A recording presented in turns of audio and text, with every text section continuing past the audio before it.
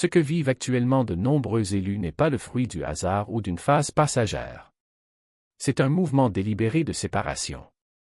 Avant 2026, Dieu éloigne les gens de tout ce qui semblait auparavant naturel, des environnements, des relations, des routines qui ne conviennent plus. Cette séparation ne se fait pas d'un seul coup, mais petit à petit, presque imperceptible et souvent douloureuse. Quiconque traverse cette situation a le sentiment de ne plus appartenir au même endroit. Le monde continue de tourner, les gens continuent leur vie, mais quelque chose en vous a changé. Les conversations perdent leur sens. Les endroits qui étaient autrefois confortables drainent désormais votre énergie.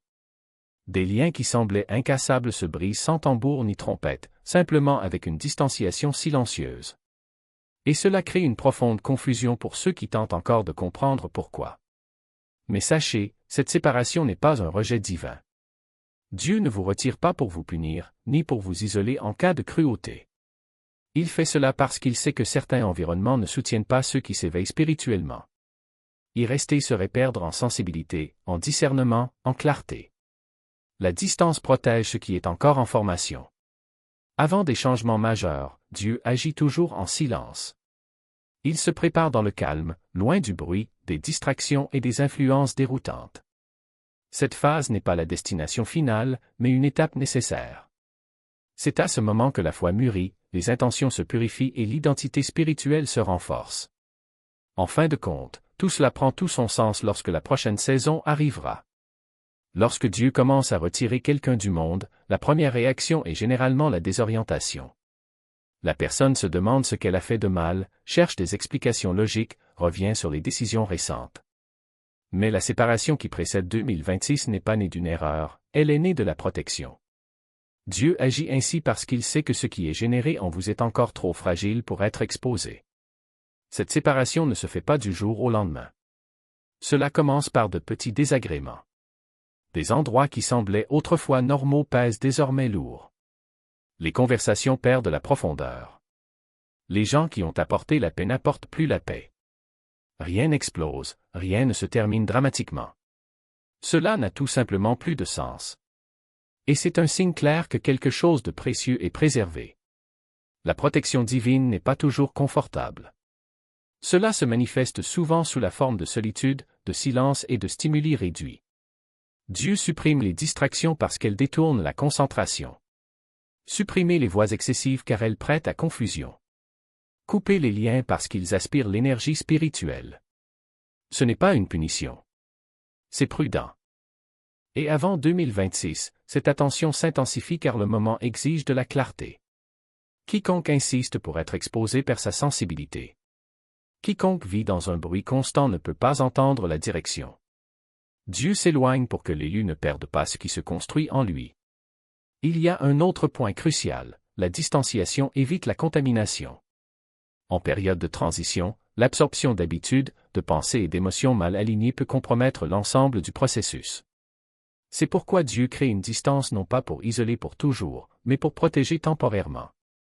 De nombreux élus résistent à ce mouvement. Ils insistent sur le maintien de routines usées, de liens épuisés, d'engagements qui ne portent plus leurs fruits. Cette résistance génère une fatigue profonde. Plus vous essayez de rester là où Dieu ne vous soutient plus, plus l'épuisement est grand. S'éloigner apporte un soulagement, même si cela fait mal au début. Cette période révèle également des dépendances cachées, à la validation des autres, à la compagnie constante, à l'approbation sociale. Dieu s'éloigne pour montrer que le fondement doit être renforcé en lui et non dans l'environnement. La foi mûrit lorsqu'elle apprend à se soutenir sans béquille, sans compagnie, sans confirmation extérieure. La retraite avant 2026 a une date limite, mais il n'existe pas de raccourci. Quiconque tente de précipiter le processus en ressort confus. Celui qui accepte le silence grandit. C'est durant cette période que le caractère s'ajuste, que la motivation se purifie et que l'identité spirituelle se consolide. Dieu ne retire pas l'élu pour le cacher.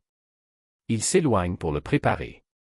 Ce qui se forme maintenant a besoin de calme et non d'exposition. Et ceux qui comprennent cela arrêtent de lutter contre la séparation et commencent à coopérer avec elle. La conscience spirituelle s'étend et le monde commence à sembler lourd. Ce qui était autrefois tolérable devient désormais insupportable.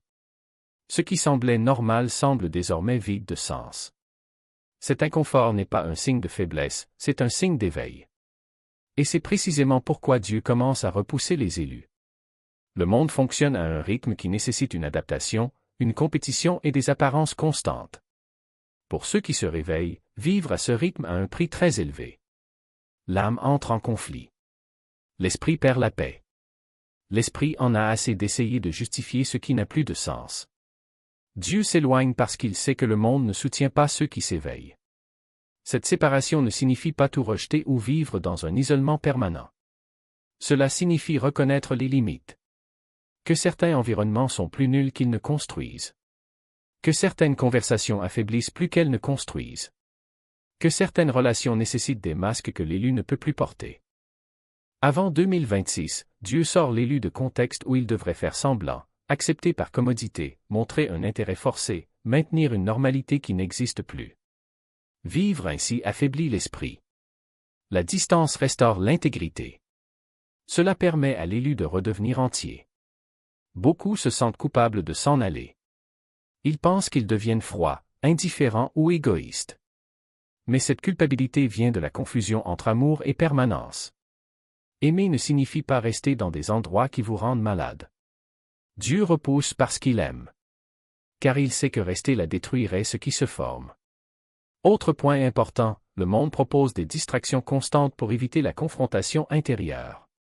Bruit, excès d'informations, stimuli sans fin. L'éveil nécessite le contraire, le silence, la réflexion, l'ajustement. Dieu s'éloigne pour réduire le bruit et laisser émerger la vérité. En 2026, ce contraste sera encore plus grand.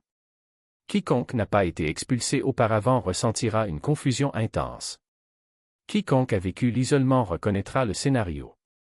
Et vous comprendrez que tout avait un but. Moment de perplexité.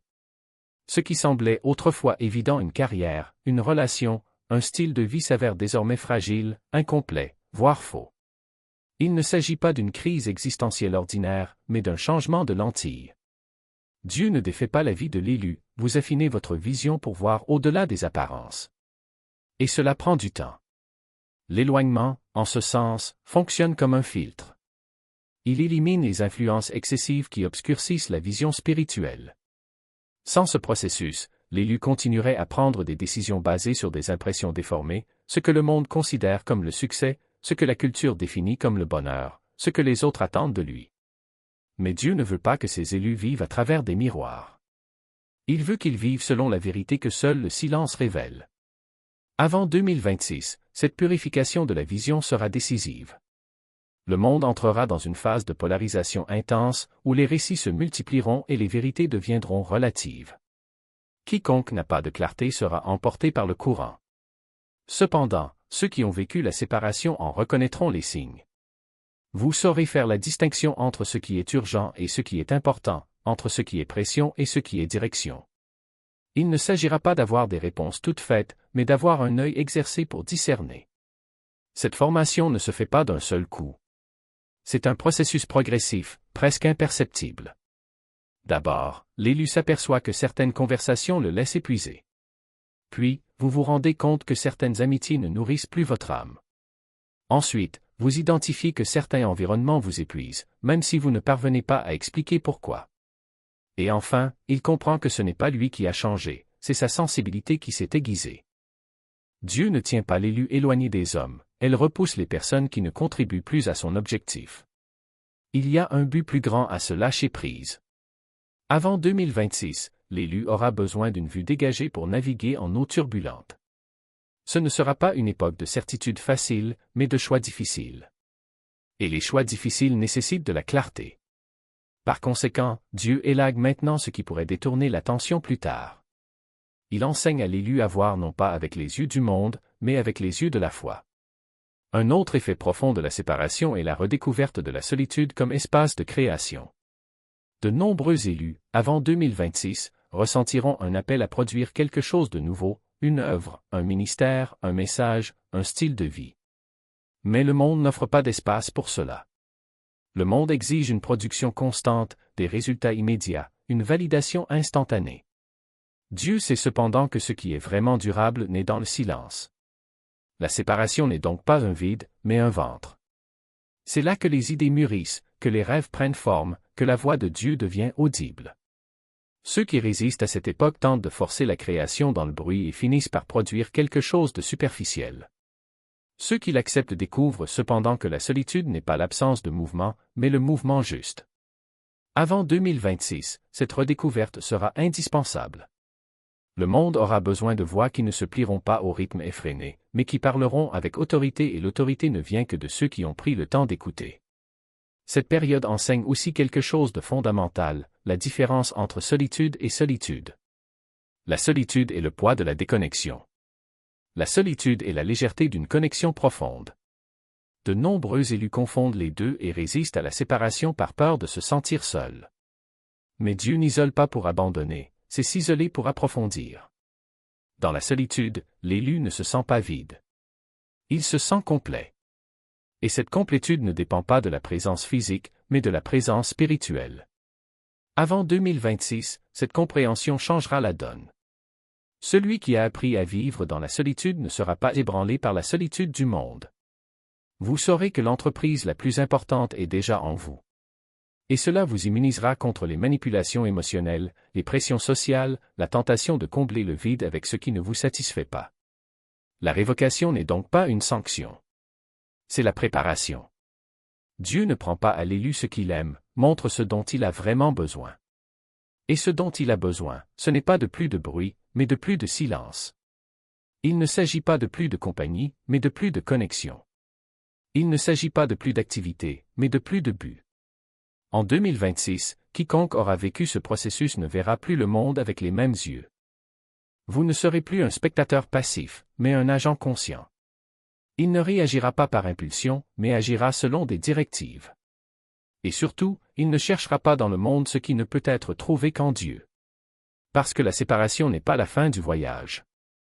C'est le début d'une nouvelle phase plus claire, plus libre et plus alignée sur ce qui compte vraiment. Tenez bon lorsque tout autour de vous semble s'effondrer. Ce n'est pas la force qui est affichée, mais la force qui est soutenue en silence. Ce n'est pas la résistance qu'on prouve aux autres, mais celle qu'on se construit à soi-même. En 2026, l'enjeu ne sera pas la capacité de faire, mais la capacité de rester. Ce ne sera pas la capacité de s'adapter, mais la capacité de rester intact. Et cette intégrité n'est consolidée que lorsque l'élu apprend à vivre sans les béquilles qui le soutenaient auparavant. Lorsque les voix extérieures perdent le pouvoir de définir leurs valeurs, lorsque les opinions des autres cessent de dicter leurs choix, lorsque le besoin d'approbation se dissout dans la confiance dans ce qui a déjà été révélé. C'est à ce stade que la distance remplit son objectif le plus profond, non seulement éloigné, mais renforcé. Ce que beaucoup appellent le vide au cours de ce processus est en réalité de l'espace. Espace pour que le nouveau s'établisse. Espace pour que la vérité se manifeste sans interférence. De l'espace pour que l'âme puisse respirer sans la pression de devoir répondre à des attentes qui n'ont jamais été les vôtres. Dieu ne se retire pas pour laisser un trou, mais pour ouvrir un chemin. Et ce chemin ne se révèle que lorsque l'élu cesse de lutter contre le silence et commence à l'écouter. Il y a une différence cruciale entre être seul et être complet. Beaucoup confondent les deux, mais la solitude qui fait mal est celle qui cherche encore à s'accomplir. La plénitude est l'état de quelqu'un qui n'a besoin de rien d'autre que ce qu'il a déjà en lui. Avant 2026, Dieu enseigne à l'élu à faire cette transition. Il ne s'agit pas de s'isoler du monde, mais de ne pas en dépendre. Il ne s'agit pas de rejeter les connexions, mais de ne pas s'y perdre. Il s'agit de reconnaître que la présence de Dieu n'est pas un substitut à l'absence des personnes, mais la base qui nous permet d'aimer sans nous diluer. Lorsque l'élu arrive à cet endroit, quelque chose d'extraordinaire se produit, il cesse d'être réactif. Il n'agit pas par peur, il ne décide pas par manque, il n'agit pas par pression. Il devient proactif car il sait ce qu'il transporte. Vous savez ce que vous représentez. Vous savez ce que vous ne négociez pas. Et cette clarté n'est pas le résultat d'un moment d'inspiration, mais d'un processus de débogage. Chaque jour était un pas vers cette fermeté. Chaque nuit de silence était un entraînement à la lucidité qu'exigera 2026. Le monde à venir ne sera pas tendre avec les indécis. Il n'aura pas de patience avec ceux qui hésitent. Cela ne récompensera pas ceux qui recherchent une validation externe. Par conséquent, la destitution n'est pas une punition, mais une formation d'élite. Dieu ne prépare pas l'élu à une bataille ordinaire, mais à une guerre spirituelle où les armes ne sont pas visibles, mais où les conséquences sont éternelles.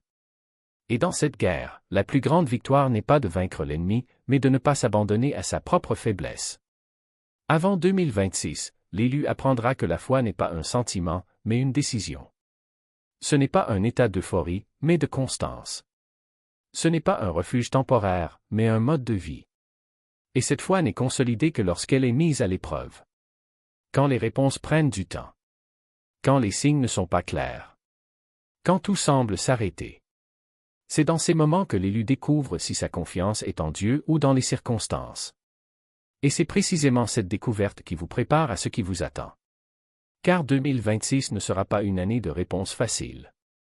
Ce ne sera pas une époque de certitude visible. Ce sera une période où la foi sera requise non pas comme une option, mais comme une nécessité. Où la clarté ne viendra pas de l'extérieur, mais de l'intérieur. Où la direction ne sera pas donnée par des signes évidents, mais par la conviction déjà forgée en silence. Et ceux qui n'ont pas suivi le processus de renvoi entreront dans cette saison comme des aveugles sur un champ de bataille. Ils trébucheront sur leurs propres doutes. Ils hésiteront dans leurs décisions. Ils céderont à la pression du moment. Mais l'élu qui était préparé ne l'a pas fait. Il ne cherchera pas de confirmation là où il n'y en a pas. Cela ne nécessitera pas de preuve là où la foi est déjà suffisante. Vous ne vous laisserez pas ébranler par ce que vous ne comprenez pas, car vous avez appris à faire confiance à ce que vous savez déjà. Et cette confiance n'est pas de l'arrogance, mais de la maturité. Ce n'est pas de l'entêtement, mais de la conviction. Ce n'est pas de l'ignorance, mais une certitude. La séparation que Dieu promeut avant 2026 n'est pas un désert sans fin. C'est un coureur. Et chaque couloir a une sortie. Mais la sortie n'est pas la fin du processus, c'est le début d'une nouvelle phase. Une phase où l'élu sait non seulement quoi faire, mais sait qui il est. Où il suit non seulement une direction, mais porte une identité. Où non seulement il survit, mais il influence. Et quand ce moment viendra, l'élu regardera en arrière et comprendra que chaque jour de solitude était un investissement. Chaque nuit d'incertitude était une préparation. Chaque moment de doute était une occasion de renforcer la foi. Parce que Dieu ne repousse pas pour abandonner. Il s'éloigne pour se positionner. Et le bon positionnement est ce qui fait toute la différence entre être porté par le courant et être un phare au milieu de la tempête. Reste ferme même sans applaudissements. Ceux qui traversent cette période de la bonne manière ne deviennent pas arrogants. Cela devient inébranlable. Parce que la vraie force ne se mesure pas par ce que vous accomplissez, mais par ce que vous refusez de négocier. Et dans ce silence stratégique, Dieu enseigne quelque chose que les multitudes n'apprendront jamais, marcher sans s'incliner, parler sans se justifier, exister sans demander la permission. C'est le but caché de cette période. Il ne s'agit pas de ce que vous perdez, mais de ce qui n'est plus nécessaire. Ce qui se ferme autour de vous ne sont pas des portes, ce sont des poids. Ce qui s'éloigne, ce ne sont pas des personnes, ce sont des distractions. Et ce qui semble vide est en réalité un espace préparé pour ce qui compte vraiment. Maintenant, demandez-vous, qu'est-ce qui a été retiré de votre vie pendant cette période? Qu'est-ce qui a cessé d'occuper votre cœur, votre esprit, votre temps? Parce que souvent, ce que nous appelons une perte est simplement le fait que l'univers fait de la place à ce que Dieu a déjà en réserve. Et lorsque ce moment viendra, vous ne vous contenterez pas de reconnaître ce qui a été supprimé, vous en serez reconnaissant.